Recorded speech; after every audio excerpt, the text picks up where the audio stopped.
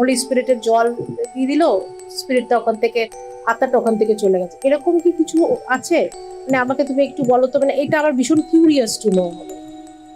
আর আমার শিওর যে আমার ভিউয়ার্সরাও ভীষণ কিউরিয়াস যে স্পিরিটদেরকে যে তাড়ানোর যে গল্পগুলো আছে, হুম, রাইট, একটাই থিওরি আছে, সেটা হচ্ছে কি আমি যেখানে মন্ত্র পড়ছি, যেখানে কোনো অসপিশিয়াস মন্ত্র পাঠ হয়, either you talking about Bible বা কোরআন বা আমাদের হিন্দি স্ক্রিপচার্স, যখন হাবান দিচ্ছি একটা ভালো শব্দ আমরা বের করছি বা মন্ত্র করছি, বা বাইবেলে একটা ভালো ওই আমরা স্ক্রিপ্ট ভার্স পড়ছি, হুম, তো কোনো জিনিস যখন আমরা ভালো করতে যা থাকি, তো কি হয়, ওখানকার অরাগুলোকে সত্য করতে থাকে, হুম, বায়াস করতে থাকে।